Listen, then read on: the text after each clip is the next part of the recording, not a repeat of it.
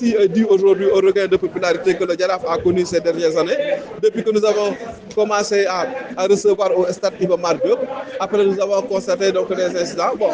nos supporters parfois sont accusés à tort, mais parfois aussi à raison sur certains incidents. On en est conscient. Et il y a eu un travail qui a été fait depuis plusieurs mois, des rencontres avec les différents comités de supporters. Il y a eu aussi des initiatives qui ont été prises. Et même le club, à un moment donné, a porté plainte contre X pour essayer de voir comment donc, régler donc, ce genre de problème. Mais ce genre de problème, on ne peut pas le régler sans entamer aussi des négociations avec les différents acteurs. On les a fait. Depuis quelques matchs, nous avons constaté donc des améliorations sur ce plan-là. Nous espérons en fait que ça va se poursuivre. Comme la dernière fois, vous l'avez vu, le Jaraaf a perdu contre Walidan et tout le monde a vu donc la réaction positive des supporters qui n'ont pas hésité à applaudir, à chanter avec donc les joueurs. Parce que le football aussi, c'est comme ça. Si on dit que le Jaraaf c'est un grand club, nous devons aussi nous le montrer de par nos comportements, de par notre sportivité, de par notre fair play et de par le respect que nous devons à nos adversaires. Donc ça, c'est des valeurs qui sont primordiales pour le président Cheikh Seck, pour le club, pour les anciens donc, de ce club. Et nous ferons tout pour que ces valeurs-là soient préservées et que les supporters, et ceux qui se réclament supporters du Jaraaf, qu'ils prennent ces valeurs-là donc pour l'heure. Et aujourd'hui, donc, c'est important d'évoquer ces problématiques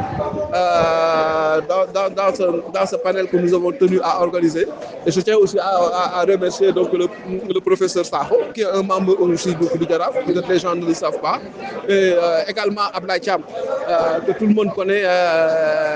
connaît en fait donc son engagement, tout le monde connaît aussi ses compétences en termes en fait de presse sportive. Donc c'était une journée aussi donc d'échange, de partage, de réflexion. Et au-delà donc de cette journée-là, il y aura un document qui sera donc soumis au club et que le club se fera le plaisir donc d'exploiter. C'est également,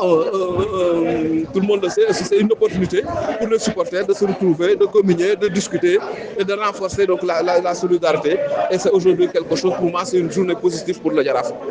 waaw donc loolu lu ma ci wax rek avant may tontu sax sa question mooy damay rafetlu li nga xam ne tey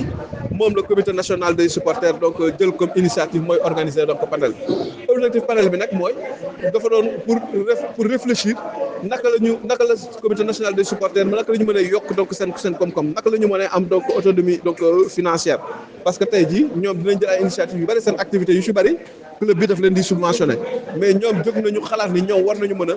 liggéey ba nga xam ne dinañ am benn autonomie financière bu leen permettre tey jii ñu am autonomie financière boo xam ne dinañu mën a financer ñoom seen propre activité ak financer même parfois donc les activités donc du club donc loolu dañ koy rafetlu boo ko seetloo tey jii loolu biñ ci commencé ci panel bi ak ñi nga xam ne tey jii ñoom ñoo ko doon animé mooy le professeur Sakho que ñëpp xam ni c'est un membre du Jaraaf ak Ablaye Thiam bi nga xam ne donc ñëpp xam nañu compétence am ci wàllu presse donc sportive boo ko seetloo discussion yi tey jii yu intéressante am nañ fi et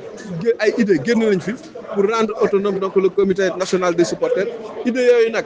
comme niñ ko waxee donc sànq si discussion yi dinañ ko matérialiser par un projet boo xam ne dinañ ko soumettre donc club bi buñ ko soumettre club bi aussi à ce moment là le président Cheikh Seck et les membres du bureau se feront un plaisir ba nga xam ne dinañ ko financer comme ça mun mën a dimbali donc plus suñu supporters parce que ñëpp xam nañu des clubs traditionnels comme le Jaraaf donc c'est important que mu am une symbiose entre le comité national des supporters et donc le club donc ça c'est important si lu ñuy liggéey donc lu bari la donc initiative bi dañuy remercier ñi nga xam ne tey ñu supporters ñoom ñoo ko organisé boole ci tam aussi opportunité la boo xam ne tey ñu supporters yi mën nañu retrouver ak les dirigeants saafonte waxtaan renforcer solidarité club bi parce que Jaraaf ñëpp xam nañu day am ay ambition sportive mais am ay ambition sportive c'est bien mais tey jii Jaraaf war na mën a yokk ci lu bari ci wàllu koom-koom donc ci loolu nañ doon réfléchir donc tey sànq yaa ngi abordé nañ aussi accessoirement donc le problème en fait donc des violences bon ñëpp xam nañ que de Jaraaf y a eu quelques matchs yoo xam ne donc dañ leen impliqué ci ay incidents mais nag aussi ku xam supporter Jaraaf dëgg xam ne supporter Jaraaf beaucoup violent du peut-être du la du vient mais nag am na benn regain de popularité boo xam ne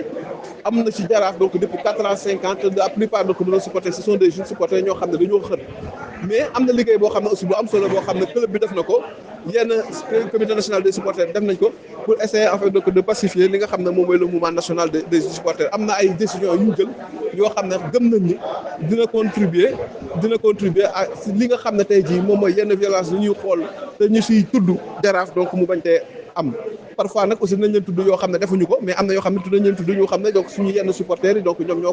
koy def mais loolu ñun jël nañ ci suñu ay matuwaay ba nga xam ne matuwaay yooyu tey gëm nañ ni mooy tey ji indi résultat boo ko seetloo keroog bu ñuy joué Thiès Walidane daf ñu gagné mais suñu supporters yi way nañu saafante ak joueurs yi encouragé leen muy doon parce que sport moo war a demee noonu ñun li ñuy wax ne way naan képp kuy supporter Jaraaf da nga war a incarner les valeurs yi nga xam ne mooy yaru yeewu yeete képp kuy supporter ak képp kuy dirigeant da nga war a incarner donc valeur yooyu te képp kuy supporter Jaraaf war nga respecter say adversaire parce que ñun football moom même buñ la gagné sax sa adversaire da nga war a continuer di ko respecter dans la sportivité et dans le fair. ginnaaw bi ñu jógee Kër Jaraaf ci journée des supporters ñu ne woon tey dañuy ñëw yeggali tournoi bi donc tournoi bi mun nañ ne presque section wu Jaraaf yëpp joué nañ ko plus de 15 sections waaw am na ñu nekk waa Dakar bon banlieue bi ci lañ bokk Pikine Guédiawaye donc ak Rufisque Bargny donc ñoom ñëpp ñu joué nañ à l'exception daal ñaari section ñoo ci joué wul muy section Thiès ak section bi nga xam ne mooy section diaspora mais sinon section yëpp joué nañu ci tournoi bi daal donc mu ne li mooy 3e édition bi daal. am na réussite bu baax a baax parce que boo gisee organisation bi vraiment nekk na organisation bu am solo waaw parce que tey jii boo xoolee képp kuy wuyoo Jaraaf rek mi ngi fi woon donc en commençant le président Cheikh Seck bi nga xam ne moo nekk hors de Dakar mais son représentant vice président muy Youssou Diall mi ngi fi woon ñoom Dofène ñoom Mengas les anciens joueurs ñoom Mansour Ayanda Moussa Badiane vraiment daal mu nekkoon affaire bu rafet donc tamit ñu saluer esprit bi nga xam ne moo ci gën a am mooy esprit fair play bi parce que tournoi bi mu commencé ba léegi vraiment amul coow amul benn coow yàlla def na bu ñuy démarrer dañuy def prière ñaan bu ñu paree mu nekk ay vraiment affaire bu doy waar daal organisation bi daal am nañ ci satisfaction bu rafet mais dañ koy remercier nag le président du comité national bu le président Daouda Gueye ak tous les présidents des sections yi nga xam ne vraiment participé nañ ci ba tournoi bi am réussite bi donc tamit ñuy remercier tamit suñu sponsor muy Coca-Cola bi nga xam ne tamit moom jàpp na ci ba bés bi mën a taaroo nii daal. mais nga ne ah mais Jaraaf c'est le Jaraaf en père wala ko ñoom père Amay c'est le Jaraaf père Aïe waaw René yi nii René Cham Mansour Ayanda ñoom Thomas Badiane gaay ñoom Asma Moussa Badiane waaw moom la doon ñoo nekk nii c'est grand dama leen doon topp waaw loolu moom dama koy wax dafa baax rek dama la doon topp kii nii ngeen rêve di dem école bi leen seetaan waaw jërëjëf